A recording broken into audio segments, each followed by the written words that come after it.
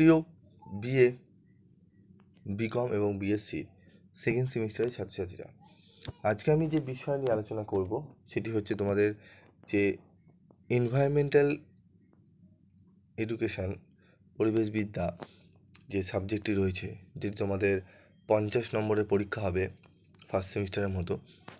সেই সাবজেক্ট থেকে আমি অলরেডি তোমাদের 5 নম্বরের প্রত্যেকটা চ্যাপ্টার থেকে গুরুত্বপূর্ণ প্রশ্ন দিয়ে দিয়েছিলাম। তো আজকের এই ভিডিওতে আমি তোমাদের আলোচনা করব 2 নম্বরের প্রশ্ন এবং উত্তর নিয়ে। প্রথম অধ্যায় থেকে কী 2 নম্বরের প্রশ্ন আসবে গুরুত্বপূর্ণ, সেগুলো নিয়ে আমি অলরেডি আলোচনা করে দিয়েছি। তো আজকের এই ভিডিওতে আমি আলোচনা করব তোমাদের দ্বিতীয় অধ্যায় থেকে কী 2 নম্বর প্রশ্ন এবং উত্তর তোমাদের করতে হবে সেগুলো নিয়ে।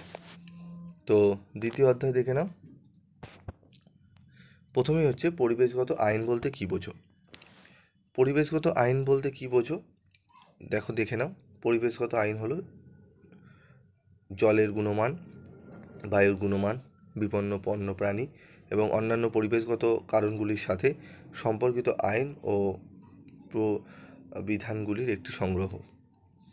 পরিবেশের দীর্ঘমেয়াদী সুরক্ষা এবং পরিবেশের বিভিন্ন উপাদানগুলির মধ্যে ভারসাম্য রক্ষার উদ্দেশ্যে মানুষের কার্যাবলীকে নিয়ন্ত্রণ করার জন্য কিছু আইন বিধিবদ্ধ করা হয়, যা পরিবেশ আইন নামে পরিচিত।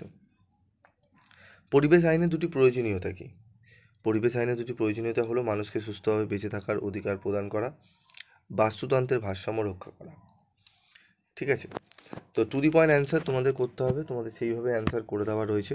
এই প্রশ্ন এবং উত্তরগুলো তোমরা খাতায় নোট করে নিয়ে তোমরা ভালো করে কিন্তু পড়ে নেবে। এবং যারা স্টাডি মেটেরিয়াল সংগ্রহ করতে চাইছো, তারা স্টাডি মেটেরিয়াল সংগ্রহ করতে পারো। অত্যন্ত কম রেমুনারেশনের বিনিময়ে আমি তোমাদের কিন্তু স্টাডি মেটেরিয়াল প্রোভাইড করব। এবং তোমাদের যে আইডিসি পেপার, সেক পেপার, প্রত্যেকটা আইডিসি এবং সেক পেপারেরই তোমাদের সাজেশন তোমরা পেয়ে যাবে। তার জন্য তোমাকে কমেন্ট বক্সে কমেন্টস করে জানাতে হবে এবং যোগাযোগ করতে হবে হোয়াটসঅ্যাপ নাম্বারে। এবং তোমাদের যে সিভ্যাক পেপারগুলো রয়েছে, সিভ্যাক পেপারের মধ্যে তোমরা ইন্ডিয়ান নলেজ সিস্টেমের পুরো ফুল পিডিএফ নোটস পেয়ে যাবে, একদম যে রেমুনারেশনে আমি তোমাদের বলেছিলাম তোমরা পেয়ে যাবে। এবং যারা ফ্রি অফ কস্টে পেতে চাও, তারা চ্যানেলটি সাবস্ক্রাইব করে পাশে থাকা বেল আইকনে ক্লিক করে রেখে দাও। আমি চ্যানেল মারফতে তোমাদের কিন্তু ফ্রি অফ কস্টে তোমাদের কিন্তু ইন্ডিয়ান নলেজ সিস্টেম কিন্তু যে 2 নম্বরের যে তোমাদের প্রশ্ন আসবে, ঠিক আছে, 30 নম্বরের যে বাইরে পরীক্ষা হবে এবং 1 নম্বরের এমসিকিউ বেস যে ইন্টারনাল এক্সাম হবে তোমাদের কলেজে, সেই যে কী প্রশ্ন পড়তে হবে সেগুলো কিন্তু দিয়ে দেবো। অলরেডি দেখবে তোমাদের আমি প্রথম এবং দ্বিতীয় অধ্যায় থেকে এবং পরবর্তী অধ্যায়গুলো থেকে আমি প্রত্যেকটা অধ্যায় থেকে এমসিকিউ কোশ্চেন এবং অ্যান্সার বলে দিয়েছি, যেগুলো 100% ওখান থেকেই কোশ্চেন তোমাদের হবে কলেজে। ঠিক আছে, তো সেগুলো যদি না দেখে থাকো অবশ্যই তোমরা চ্যানেল ভিজিট করে তোমরা কিন্তু দেখে নেবে। প্লে লিস্ট চেক করবে, সেখানে কিন্তু সেকেন্ড সেমিস্টার প্লে লিস্ট করা রয়েছে, তোমরা দেখে নেবে। তারপর দেখো, the environmental siting for industrial project rules হয়ে গেছে, রুলস 1999 কী? The environmental setting for industrial projects rules 1999 এ শিল্প প্ল্যান্ট স্থাপনের ক্ষেত্রে যেগুলি এড়ানো উচিত, ঠিক আছে, সাইট নির্বাচনের ক্ষেত্রে যেসব সতর্কতা অবলম্বন করা উচিত এবং শিল্প উন্নয়ন প্রকল্প বাস্তবায়নের সময় পরিবেশগত সুরক্ষার দিকগুলি বিবেচনা করা উচিত, সেই সম্পর্কে বিশদ বিধান নির্ধারণ করা। চলে আসবো পরবর্তী প্রশ্ন। জাতীয় পরিবেশ অ্যাপিল কর্তৃপক্ষ আইন 1997 কী? জাতীয় পরিবেশ অ্যাপিল কর্তৃপক্ষ আইন 1997 বা national environmental appellate authority act 1997 তৈরি করা হয়েছিল সেই ক্ষেত্রগুলির সীমাবদ্ধতা সম্পর্কিত অ্যাপিলের শুনানির জন্য, যেখানে শিল্পের শ্রেণী পরিবেশ সুরক্ষা আইনের অধীনে কিছু সুরক্ষা ব্যবস্থা নির্ধারণ করা হয়েছে। বায়োমেডিক্যাল বজ্র বিধি 1998 কী? বায়োমেডিক্যাল বজ্র বলতে বোঝায় নিয়মে তালিকাভুক্ত বিভাগগুলি সহ মানুষ বা প্রাণীর রোগ নির্ণয়, চিকিৎসা বা টিকাদান সম্পর্কিত গবেষণা কার্যক্রম বা জৈবিক বজ্র উৎপাদন বা পরীক্ষার সময় উৎপন্ন জিনিস।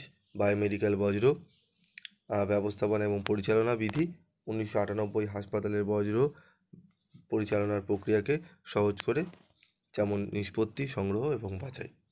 ভারতের জলবায়ু প্রতিশ্রুতি সংক্রান্ত প্যারিসি চুক্তির ফলাফল কী ছিল? ইউরোপীয় ইউনিয়ন নেতৃত্বে